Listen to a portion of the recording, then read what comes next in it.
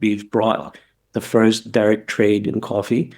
And so today we're probably the largest commercial roaster in Pakistan, largest green import, and we have probably more than a dozen advisory projects that we've done in coffee, which are now entrepreneurs who are in onto their second, third, and some fourth, fifth branch coffee shops. And the numbers that I see, I am very surprised. And I actually honestly believe the absolute number of coffee drinkers are increasing. Hey friends, it's Lee Safar here with some exciting news. The introduction to regenerative coffee farming workshops are now available on demand in English, Spanish, and Portuguese. These workshops are designed to give you actionable insights into the future of coffee farming through regenerative agriculture. Whether you're a coffee producer, roaster, cafe owner, or just passionate about coffee sustainability. For coffee producers, the workshop is available for just $10, and for everyone else, it's $20, a small price to pay for knowledge that could transform your understanding of what it's going to take to grow coffee from now on. Led by our incredible professors Angela Barrero, Murilo Bettarello, Felipe Croce, Carlos Ordóñez, and João Araújo, the workshop is packed with practical knowledge and strategies to help coffee farmers and the entire coffee industry adapt to the challenges of climate change, rising costs, and market demands. If you're a business owner, this workshop is a great and affordable way to inform your employees about the challenges ahead while also supporting Mappa Forward. This is also a great workshop to share with or gift to your coffee producers. Head to mappaforward.coffee/workshops or click the link in the description to purchase the on-demand version and start your journey towards a more sustainable coffee future today.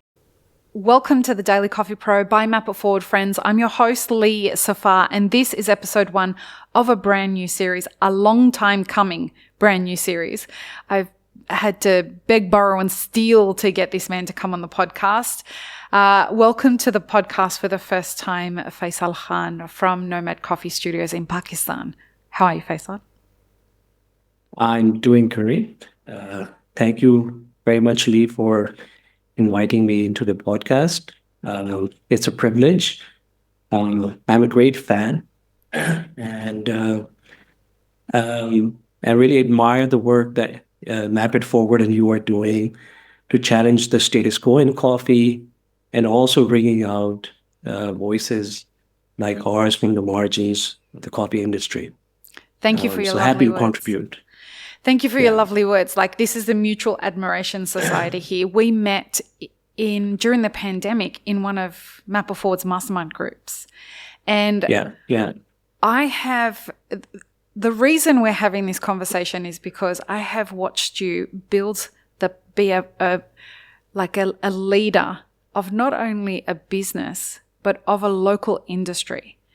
And in this series, we're going to be talking about Pakistan as an emerging market, but you as somebody who has been very intentional in basically leading the building of an industry and being very intentional about how that industry lays its foundation and the way that the industry has a vision for the future. And you are, we've used the word a couple of times, radical. And you're radical because you have a depth of intentionality in the way that you're doing things that you don't have to have. It costs you more in many different currencies, in time, in money, in stress, in mental health, all of that. It costs you more to play the long game and build the Pakistani emerging market in coffee the way that you're doing it. And it is very different than many other industries have been built around the world. I'm incredibly proud to know you. I feel privileged to get to watch this whole process and to watch you be very intentional about the way that you, from the very beginning, are building relationships with producers and you're building relationships with your staff. It's really unlike anything I've ever seen before, and why I have been like, Faisal, when are you coming on the podcast? Faisal, when are you coming on the podcast? Faisal, when are you coming on the podcast? And you're like, look, Not yet. I'm busy building. I'm busy building. Give me some time to keep going. Now we're privileged to get you on the podcast. So in this episode, we're going to talk about what is the landscape of the coffee industry in Pakistan. This is the first episode. So tell people about you, because you're not from, like, how can you say you're not from coffee if you're establishing the industry, but you have an industry before coffee? So tell us your story. Yeah. My story. So I come from sort of a social work and social research background.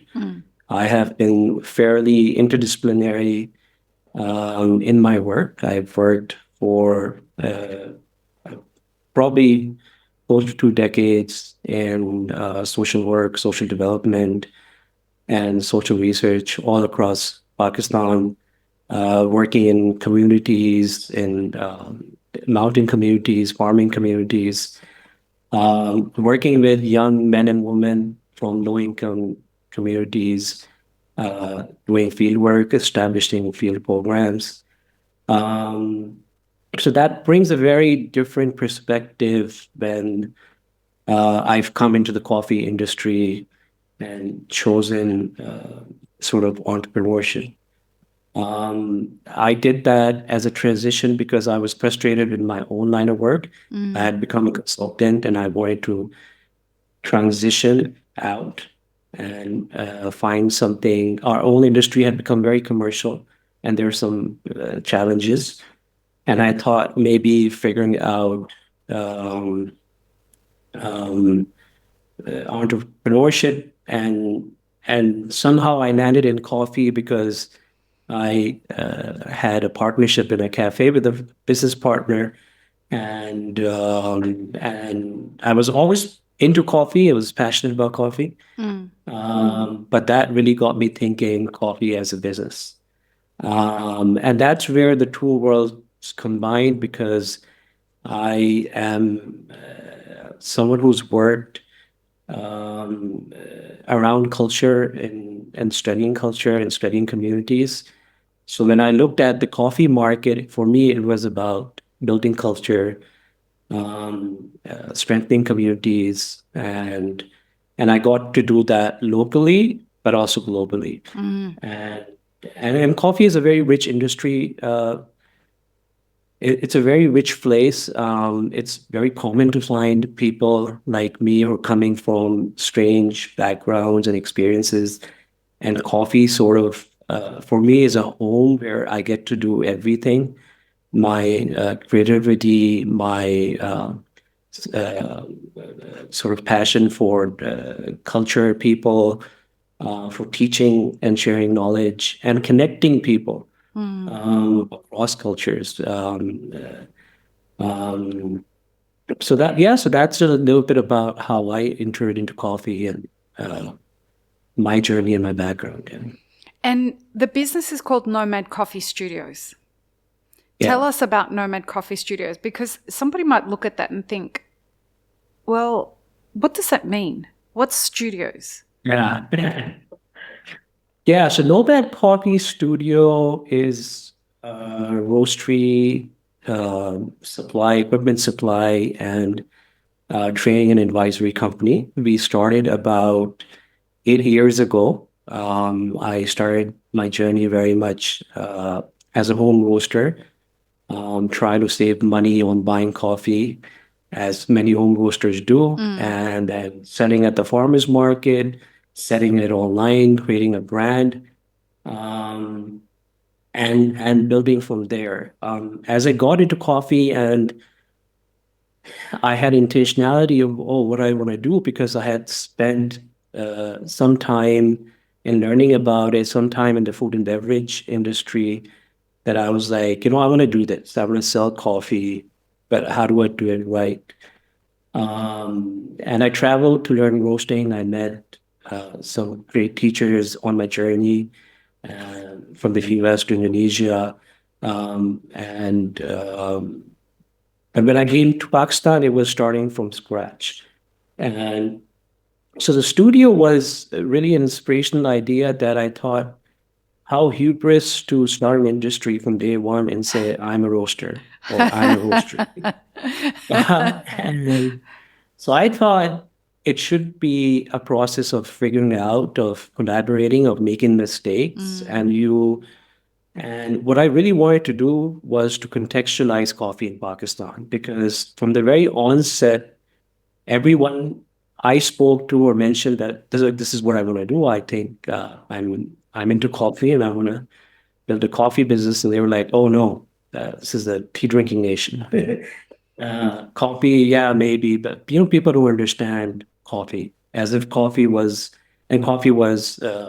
There's a sort of a Western product. It was something that required a lot of intellect. So there was this cultural inferiority around, oh, how could we do coffee? And then it was expensive. Uh, but I always believed, and I actually wrote about this a few years ago, about the idea that culture and palates are always changing.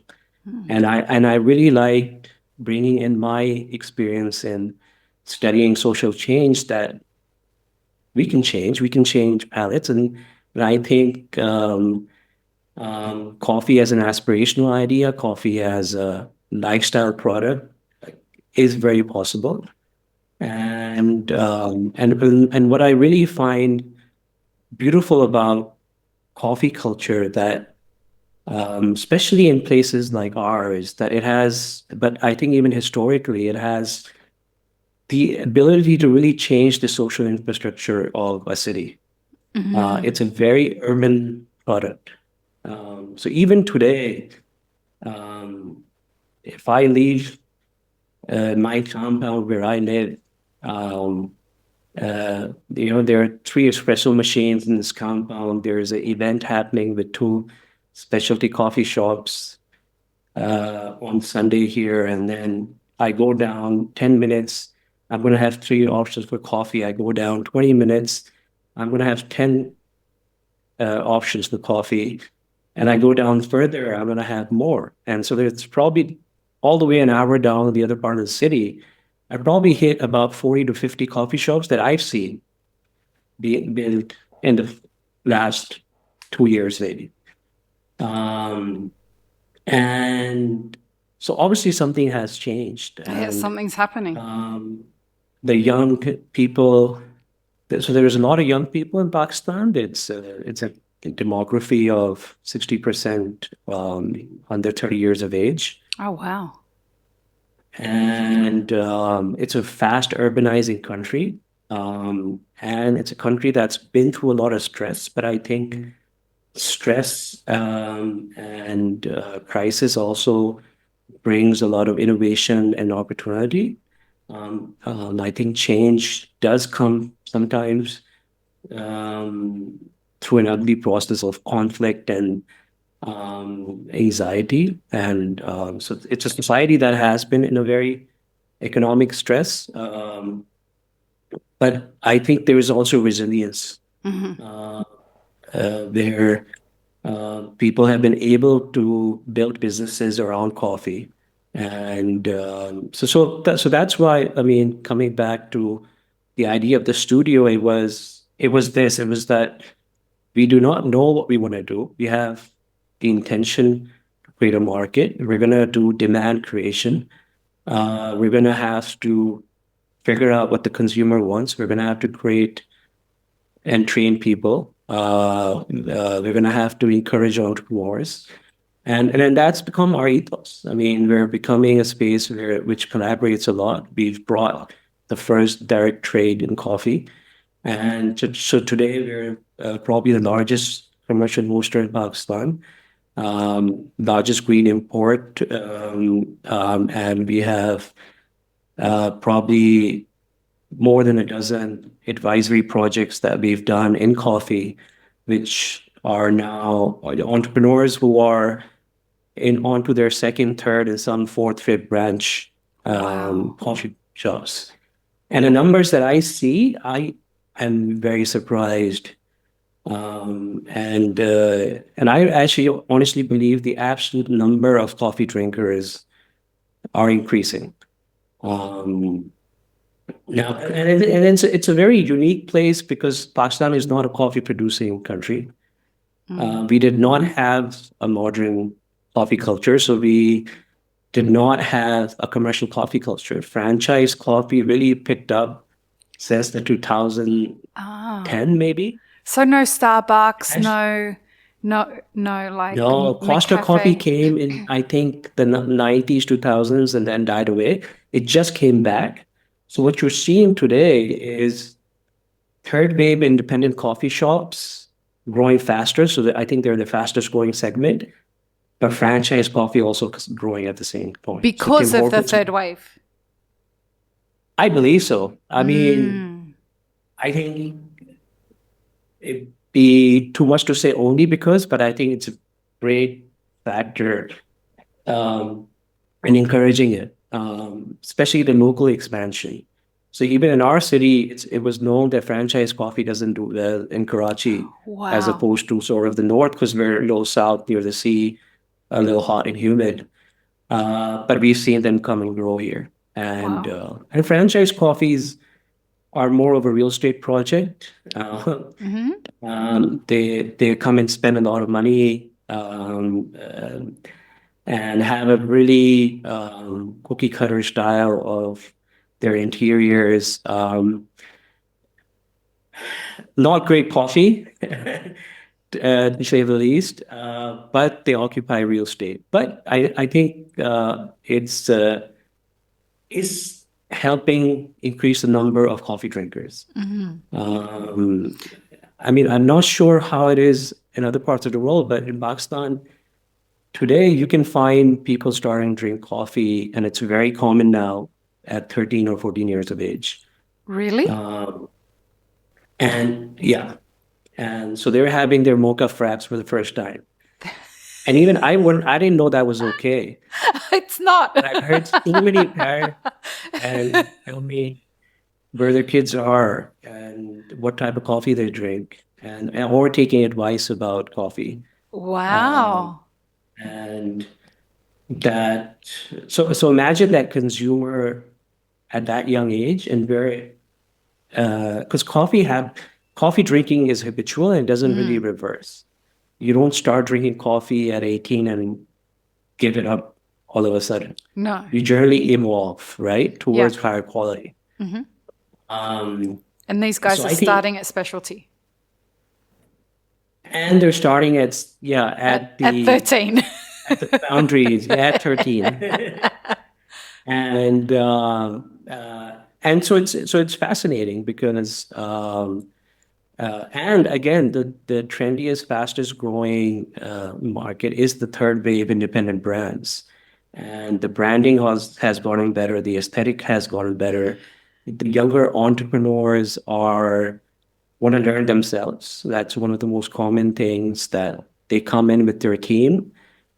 Or even if they start an advisory project with us, they're like, oh, can I just spend 2 days learning Shadowing. before I start? And and that's how we're different, right? We've always postured as craft people, not traders. Traditionally, Pakistan had Italian imported coffee coming in probably in the 2000s, but it was mostly traders coming in and pushing that product in cafes or the one or two coffee shops. And even that didn't really flourish. So there's uh, coffee professionals or supply chain for coffee equipment didn't really develop. And it was a very trading mentality. There was no teaching, no education. It was just pushing, oh, this is made in Italy, so it must be great, to the point that there were baristas who thought coffee was made in Italy. Yeah. And and now we have this double whammy of specialty coming in, complicating the narrative, and commercial saying, "Oh, we don't want to miss the vote." Cafe is, there. There's Nescafe. I think instant coffee is trying to advertise more. And then there's a brand every week, I think, in the local coffee shops. I mean, so it's very interesting time. I mean, if you look at just compared to the Gulf region, Pakistan is a country of about 250 million people. It's the fifth biggest population. My own city, Karachi, in the south, is about 25 million. Our second largest city is 16 million. And there might be about 5 to 6 commercial roasters today. Wow. That's a huge potential. Yeah, massive. And without a history of coffee drinking, but a generation that's young, that's digitally savvy, that's came through that COVID experience of staying at home, learning how to brew, and They've traveled as well, no? they've traveled as well, and they're also freelancing. So a lot of young people today are working and earning money, maybe not from Pakistan. Right. So they're They've got watching disposable Netflix. income. Yeah, yeah. And so I think it's a very globally connected population. TikTok use is very high. So I think it's a very right place to build culture around coffee. The question is always about sustainability. But when you're working from such a low sort Point of of bottom entry. line, yeah, I think there is a lot of movement upwards. The question is, how do we do it? It's the quality of growth that we really need to focus on. And it's difficult because the industry is still in its infancy. So there's the maturity in the entrepreneurs, the maturity in the professionals and the baristas can only come through time. And Go yeah, ahead. Well, and please go ahead. yeah, go. No. You. And that's something I think what we want to work on because from the beginning, one of our focuses has been market development. That and we sort of carry that burden. We started off doing a lot of pop-ups. We probably did the first cupping sessions in Pakistan. Wow. And calling people to an industrial area to do cupping sessions was, I mean, in the context that we are in, made me nervous. But when people come, it did happen. And so now we have a very, I think, aware and thriving culture. There are articles about the coffee scene. There's foreign brands. I mean, I think the first specialty coffee brand from abroad came in a few weeks ago, and so there's a lot of pivot towards coffee in sports facilities and co-working spaces. So that's the upward potential, but the quality of the growth really matters. Yeah. And the quality of the intentionality behind that growth. That is something that has impressed me and the producers that I've introduced you to, is the intentionality of which you are forging this journey. There, you could be making many more magnitudes of money than what you're making, but you are choosing to take the route that establishes a whole industry where everybody's winning. That doesn't mean that you're not a capitalist. You're building a business and it's a profitable business. But what you're trying to do is to build it in a way where those who come in, your biggest question to me is always, Lee, how do I create better competitors for myself? What the fuck, Faisal? I never get anybody else say to me, how can I help have better quality competitors who are winning as much as I am? Folks, that's an entrepreneur. That's what you should be aspiring to, because there's enough for everybody to win. This predatory bullshit that keeps going on, that keeps getting celebrated, is not the only way we can be doing business. It doesn't mean that if we care about each other and we care about each other's success, that we're somehow fucking communists. It's not the case. You can be a conscious capitalist that cares about the success of an industry. And this is why I've been wanting to have you on the podcast for so long, is because you want to make sure that the quality of your competition is looking at the future, is helping to build an industry rather than to partake in this predatory pricing bullshit. I have a question about the cafes, because people are listening to this and they're probably thinking, yeah, but everything that I've seen about Pakistan in the news is all about terrorism. It's all about political unrest. It's all about the, poor people, etc., etc. You've spent time in Dubai. You've spent time in the United States. You've spent time in many other countries. Talk to us about what the modern cafe that you're looking at. And I would encourage everyone to go to Faisal's Nomad Coffee Studios Instagram. The facilities are beautiful. Like this, folks, this isn't like they've got some plywood together and they've slapped it together and they've shoved a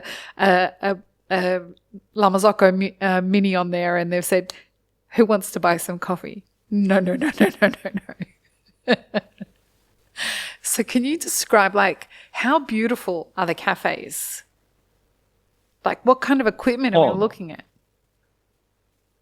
I mean, there's a whole range. But I think the beautiful thing about third wave independent coffee shops and independent brands, which really have exponentially increased, especially after the Palestinian crisis and sort of the sentiment against towards boycotting Western brands, is that, hey, let's support local and let's build local. Awesome. And what's that brought out is a whole industry of design people, of architects, of photographers who are making coffee shops, and everyone is trying to outdo the next one. And I think that's brought a lot of aesthetic sense, because there's that minimalism in the coffee shop that you would find anywhere in Dubai or Sydney. There is that cozy college bookstore coffee shop where you feel very neighborhoody. There's, right after COVID, some of our earlier projects were specialty on the go. So hole in the wall, cheap used machine, the most affordable grinders you could get, but quality coffee, fast and well priced. And that's how the industry started with. My advice to all entrepreneurs coming in is always start with with the budget you have and the risk you can handle, and build from there. And that's really worked, because we have clients who went from 1 to 2, 2 to 3, 3 to 5, and they're making money and they're successful. Yeah, the challenge for an entrepreneur who's doing his first and on to his fifth are very different, right? And so they have to learn and mature, and they have to learn. The challenges of food and beverage retail don't really change, right? Managing people, no matter where you are. Yeah, so that's always there, but it's a very difficult romance. But coffee shops are still simpler, and you can have people starting with. We have a fairly big used machine market, so they can start with a used espresso machine for $200, $300. We have people creating brands and starting them at these events, that food festivals, and slowly building up to a brick and mortar store. We have people starting at co-working spaces and then building their brand. So they're whole models. And the last year, we've really seen people investing. Last year or so, we've seen people now investing in Maybe similarly RPL Life, now getting into bigger grinders.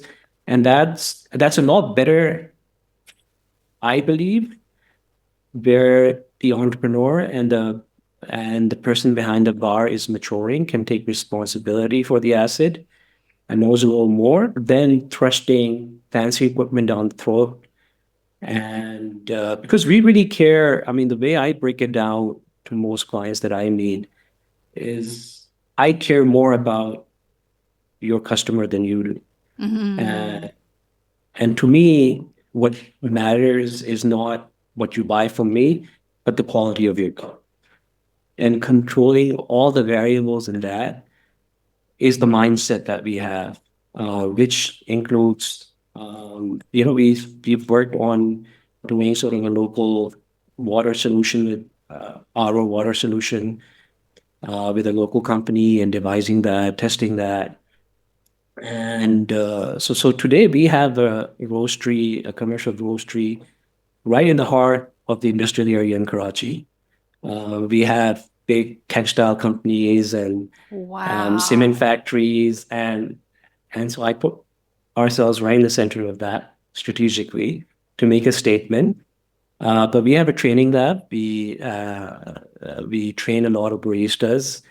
Probably have done more than 200 baristas over the last few years. And we have a cupping lab where we do a lot of the QC. We have about 3 to 4 baristas on our team, which are servicing clients now across the country. Um, and so, and and that's sort of the spirit with which we work, and then we've seen the cafes evolve in that sense too, because now they're investing in people. They're people. They're investing in education, which is, I think, making difference because the entrepreneur now gets to focus on their design, their business plan, their marketing. I think the marketing is getting, you could visit any of these Instagrams of local brands and you'll be amazed.